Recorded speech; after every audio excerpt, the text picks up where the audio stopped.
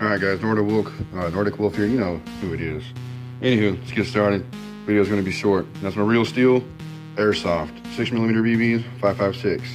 $19.95 for 50 rounds, $10 to $15 for like 5,000 rounds or so. As you can tell, everything already breaks down the same, so there's muscle memory with that and everything like that already. So, you know, I'm not getting, you know, messed up with trying to work with the AEG style, for instance. This is a glass blowback open bolt system, which means the bolt locks to the rear when this goes empty, which is a 32 round magazine. Real weight if it was fully loaded. Bolt locks to the rear, have to get a new source in there, charge it, just like I would with the real one. And also with this, I'm engaging active targets that are actually thinking on how to shoot me instead of just using my muscle memory, stagnant inside a booth, shooting at a piece of paper, doing absolutely nothing but wasting money, going down range. As you can tell, magazines are pretty much the same. Standard GI, 30 round magazines, even with the Lancers. Lower receivers come apart same way, same pins, same safeties, everything's in the same spot, ambidextrous, everything.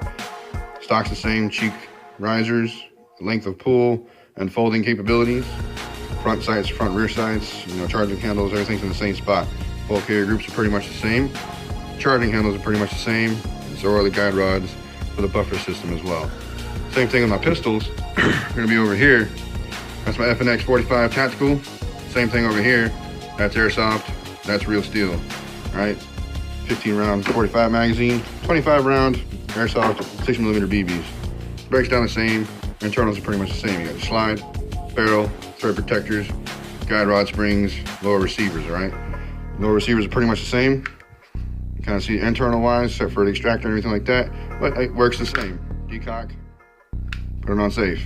Cock it if you need to, decock, put it on safe. Even breaks down the same. Same thing. Cock it, cock if I wanted to, safe.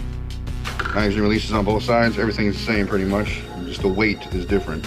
This is obviously going to have a little bit more of a steel feel to it. This is more of an aluminum frame, polymer frames. This magazine's obviously got real rounds in it, so it's heavier. This has the real weight of a 45 fully loaded magazine, as if this were going to have real rounds in it. This is the reason why I do it, because this is cheaper, puts me in high stress situations where adrenaline's going and I lose my fine motor skills. Find myself on the field actually using what I've learned with all this stuff, and then just this sets it in concrete, solidifies it, and keeps muscle memory.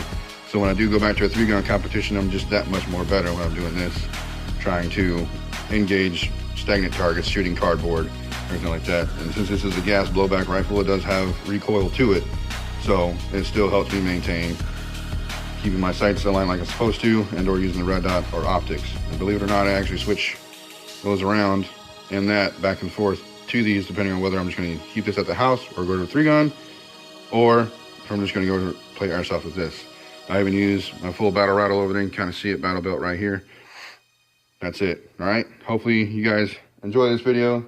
Puts you a little bit, dispels a little bit of why, you know, people hate on airsoft or anything like that. I use this for training purposes and for fun. I use this for training purposes and for when I need it in a life or death situation kind of thing. Let's put it that way.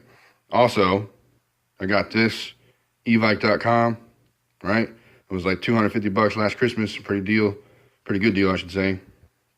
From WE, the gas blowback, open bolt, Scar, 16, 10-inch barrel. Should have got the longer barrel, but whatever, it works.